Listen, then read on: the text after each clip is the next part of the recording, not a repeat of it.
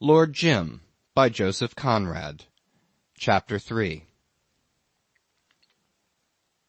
A marvelous stillness pervaded the world, and the stars, together with the serenity of their rays, seemed to shed upon the earth the assurance of everlasting security.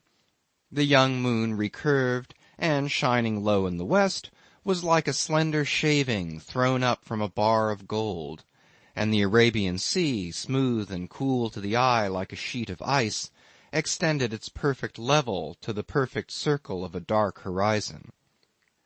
The propeller turned without a check, as though its beat had been part of the scheme of a safe universe, and on each side of the Patna two deep folds of water, permanent and sombre on the unwrinkled shimmer, enclosed within their straight and diverging ridges a few white swirls of foam bursting in a low hiss, a few wavelets, a few ripples, a few undulations that, left behind, agitated the surface of the sea for an instant after the passage of the ship, subsided splashing gently, calmed down at last into the circular stillness of water and sky, with the black speck of the moving hull remaining everlastingly in its centre.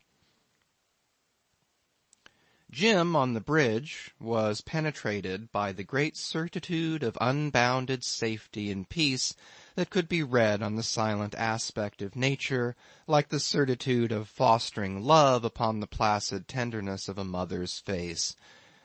Below the roof of awnings, surrendered to the wisdom of white men and to their courage, trusting the power of their unbelief and the iron shell of their fire-ship, the pilgrims of an exacting faith slept on mats, on blankets, on bare planks, on every deck, in all the dark corners, wrapped in dyed cloths, muffled in soiled rags, with their heads resting on small bundles, with their faces pressed to bent forearms, the men, the women, the children, the old with the young, the decrepit with the lusty, all equal before sleep, death's brother.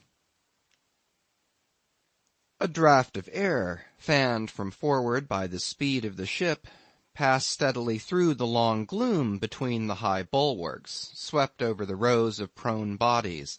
A few dim flames in globe lamps were hung short here and there under the ridge-poles, and in the blurred circles of light thrown down and trembling slightly to the unceasing vibration of the ship, appeared a chin upturned, two closed eyelids, a dark hand with silver rings, a meagre limb draped in a torn covering, a head bent back, a naked foot, a throat bared and stretched as if offering itself to the knife.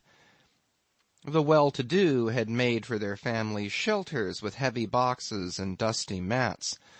The poor reposed side by side with all they had on earth tied up in a rag under their heads. The lone old men slept, with drawn-up legs upon their prayer carpets, with their hands over their ears and one elbow on each side of the face. A father, his shoulders up and his knees under his forehead, dozed dejectedly by a boy who slept on his back with tousled hair and one arm commandingly extended. A woman, covered from head to foot like a corpse with a piece of white sheeting, had a naked child in the hollow of each arm. The Arab's belongings, piled right aft, made a heavy mound of broken outlines, with a cargo lamp swung above and a great confusion of vague forms behind. Gleams of paunchy brass pots, the footrest of a deck-chair, blades of spears, the straight scabbard of an old sword leaning against a heap of pillows, the spout of a tin coffee-pot. The patent log on the taffrail periodically rang a single tinkling stroke for every mile traversed on an errand of faith.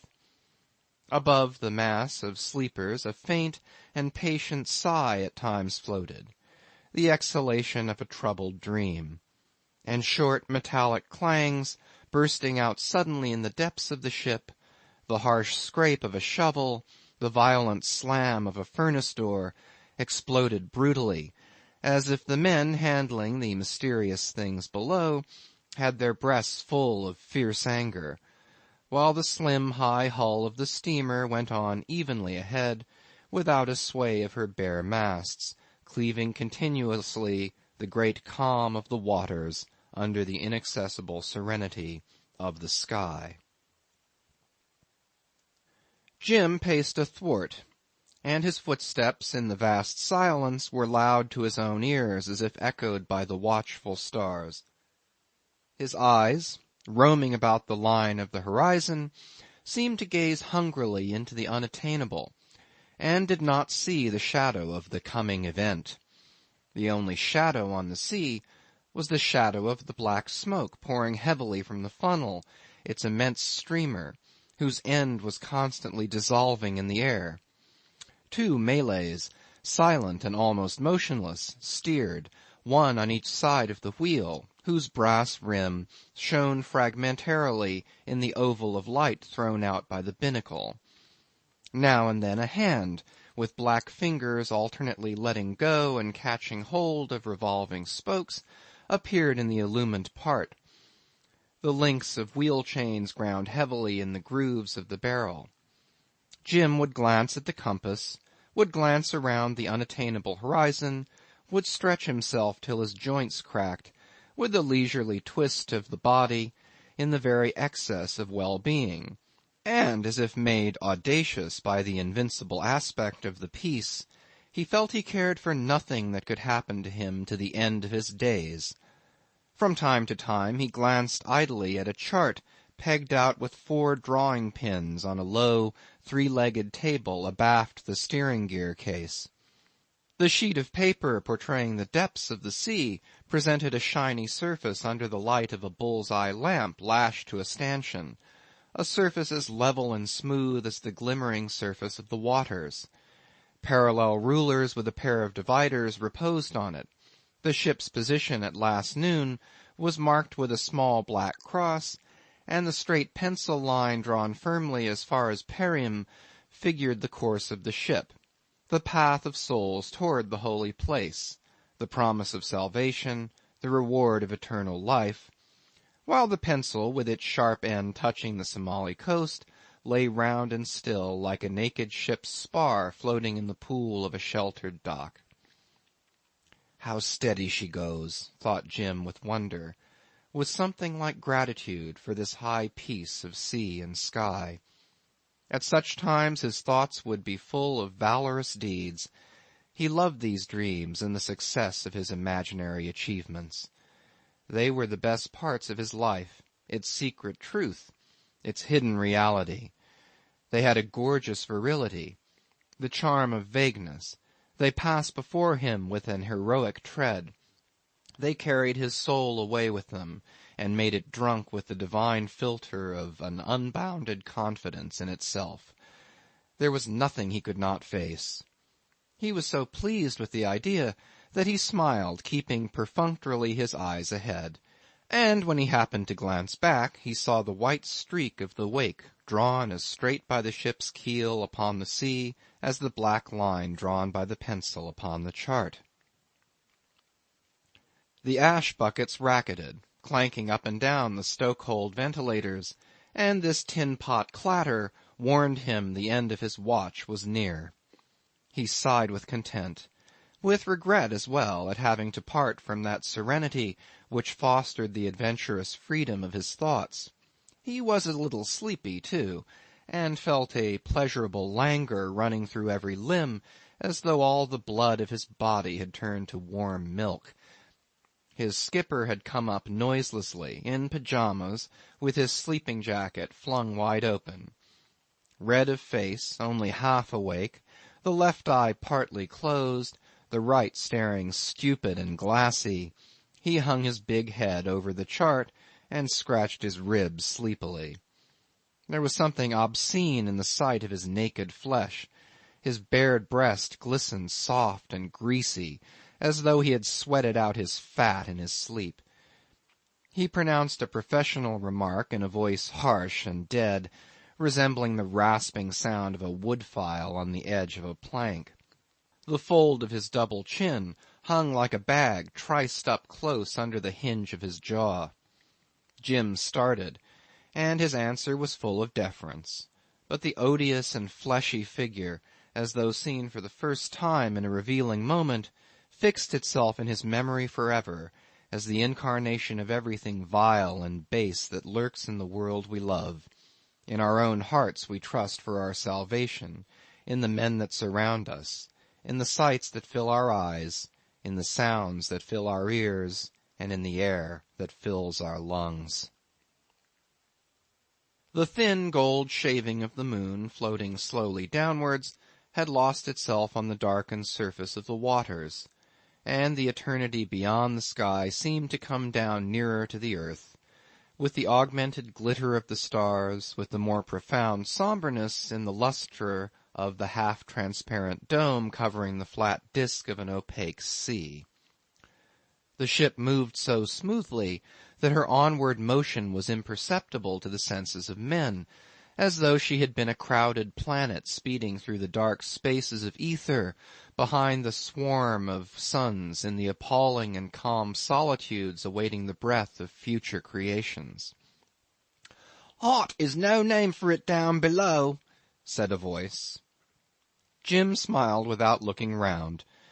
The skipper presented an unmoved breadth of back. It was the renegade's trick to appear pointedly unaware of your existence, unless it suited his purpose to turn at you with a devouring glare before he let loose a torrent of foamy, abusive jargon that came like a gush from the sewer. Now he emitted only a sulky grunt. The second engineer, at the head of the bridge ladder, kneading with damp palms a dirty sweat rag, unabashed, continued the tale of his complaints. The sailors had a good time of it up here, and what was the use of them in the world he would be blowed if he could see. The poor devils of engineers had to get the ship along anyhow, and they could very well do the rest too, b'gosh, they— "Shut up," growled the German stolidly. "Oh yes, shut up. And when anything goes wrong you fly to us, don't you?" went on the other. He was more than half cooked, he expected, but anyway, now he did not mind how much he sinned, because these last 3 days he had passed through a fine course of training for the place where the bad boys go when they die. B'gosh, he had, besides being made jolly well deaf by the blasted racket below. The derned compound surface-condensing rotten scrap heap rattled and banged down there like an old deck winch, only more so. And what made him risk his life every night and day that God made amongst the refuse of a breaking-up yard flying round at 57 revolutions was more than he could tell. He must have been born reckless, b'gosh. "Where did you get drink?" inquired the German, very savage, but motionless in the light of the binnacle, like a clumsy effigy of a man cut out of a block of fat. Jim went on smiling at the retreating horizon. His heart was full of generous impulses, and his thought was contemplating his own superiority. "Drink?" repeated the engineer with amiable scorn. He was hanging on with both hands to the rail, a shadowy figure with flexible legs. "Not from you, Captain. You're far too mean, b'gosh. You would let a good man die sooner than give him a drop of schnapps. That's what you Germans call economy. Penny wise, pound foolish." He became sentimental. The chief had given him a forefinger nip about 10 o'clock. "Only one, so help me." Good old chief, but as to getting the old fraud out of his bunk, a 5-ton crane couldn't do it. Not it. Not tonight, anyhow. He was sleeping sweetly like a little child with a bottle of prime brandy under his pillow. From the thick throat of the commander of the Patna came a low rumble, on which the sound of the word Schwein fluttered high and low like a capricious feather in a faint stir of air. He and the chief engineer had been cronies for a good few years, serving the same jovial, crafty old Chinaman with horn-rimmed goggles and strings of red silk pleated into the venerable grey hairs of his pigtail. The quayside opinion in the Patna's home port was that these two, in the way of brazen peculation, had done together pretty well everything you can think of. Outwardly they were badly matched, one dull-eyed, malevolent, and of soft, fleshy curves, the other lean, all hollows, with a head long and bony like the head of an old horse, with sunken cheeks, with sunken temples, with an indifferent glazed glance of sunken eyes. He had been stranded out east somewhere, in Canton, in Shanghai, or perhaps in Yokohama. He probably did not care to remember himself the exact locality, nor yet the cause of his shipwreck. He had been, in mercy to his youth, kicked quietly out of his ship 20 years ago or more, and it might have been so much worse for him that the memory of the episode had in it hardly a trace of misfortune. Then, steam navigation expanding in these areas, and men of his craft being scarce at first, he had got on after a sort. He was eager to let strangers know, in a dismal mumble, that he was an old stager out here. When he moved, a skeleton seemed to sway loose in his clothes. His walk was mere wandering, and he was given to wander thus around the engine-room skylight, smoking, without relish, doctored tobacco in a brass bowl at the end of a cherry-wood stem 4 feet long, with the imbecile gravity of a thinker evolving a system of philosophy from the hazy glimpse of a truth. He was usually anything but free with his private store of liquor, but on that night he had departed from his principles, so that his second, a weak-headed child of Wapping, what with the unexpectedness of the treat and the strength of the stuff, had become very happy, cheeky, and talkative. The fury of the New South Wales German was extreme. He puffed like an exhaust pipe, and Jim, faintly amused by the scene, was impatient for some time when he could get below. The last 10 minutes of the watch were irritating like a gun that hangs fire. Those men did not belong to the world of heroic adventure. They weren't bad chaps, though. Even the skipper himself. His gorge rose at the mass of panting flesh, from which issued gurgling mutters, a cloudy trickle of filthy expressions, but he was too pleasurably languid to dislike actively this or any other thing. The quality of these men did not matter. He rubbed his shoulders with them, but they could not touch him. He shared the air they breathed, but he was different. Would the skipper go for the engineer? The life was easy, and he was too sure of himself to... The line dividing his meditation from a surreptitious doze on his feet was thinner than a thread in a spider's web. The second engineer was coming, by easy transitions, to the consideration of his finances and his courage. "Who's drunk? I? No, Cap'n, that won't do. You ought to know by this time the chief ain't free-hearted enough to make a sparrow drunk, b'gosh. I never been the worse for liquor in my life. The stuff ain't made yet would make me drunk. I could drink liquid fire against your whiskey peg for peg, b'gosh, and keep cool as a cucumber. If I thought I was drunk, I would jump overboard, do away with myself, b'gosh. I would, straight. And I won't go off the bridge. Where do you expect me to take the air on a night like this, eh?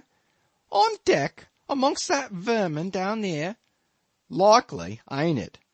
And I'm not afraid of anything you can do." The German lifted 2 heavy fists to heaven and shook them a little, without a word. "I don't know what fear is," pursued the engineer, with the enthusiasm of sincere conviction. "I'm not afraid of doing all the bloomin' work in this rotten hooker, b'gosh. And a jolly good thing for you that there's some of us about the world that ain't afraid for their lives. Or where would you be? You and this old thing here with her plates like brown paper. Brown paper, so help me. It's all very fine for you. You get a power of pieces out of her one way and another. But what about me? What do I get? A measly $150 a month, and find yourself. I wish to ask you this respectfully, mind. Who wouldn't chuck a dratted job like this? 'Tain't safe, so help me. It ain't. Only I'm one of them fearless fellows." He let go the rail and made ample gestures, as if demonstrating in the air the shape and extent of his valour. His thin voice darted in prolonged squeaks upon the sea. He tiptoed back and forth for the better emphasis of utterance, and suddenly pitched down head first as though he had been clubbed from behind. He said, "Damn!" as he tumbled. An instant of silence followed upon his screeching. Jim and the skipper staggered forward by common accord, and catching themselves up stood very stiff and still, gazing, amazed at the undisturbed level of the sea. Then they looked upward at the stars. What had happened? The wheezy thump of the engines went on. Had the earth been checked in her course? They could not understand, and suddenly the calm sea, the sky without a cloud, appeared formidably insecure in their immobility, as if poised on the brow of yawning destruction. The engineer rebounded vertically full length and collapsed again into a vague heap. This heap said, "What's that?" in muffled accents of profound grief. A faint noise as of thunder infinitely remote, less than a sound, hardly more than a vibration, passed slowly, and the ship quivered in response, as if the thunder had growled deep down in the water. The eyes of the two Malays at the wheel glittered toward the white men, but their dark hands remained closed on the spokes. The sharp hull, driving on its way, seemed to rise a few inches in succession through its whole length, as though it had become pliable, and settled down again rigidly to its work of cleaving the smooth surface of the sea. Its quivering stopped, and the faint noise of thunder ceased all at once, as though the ship had steamed across a narrow belt of vibrating water and of humming air. End of chapter 3.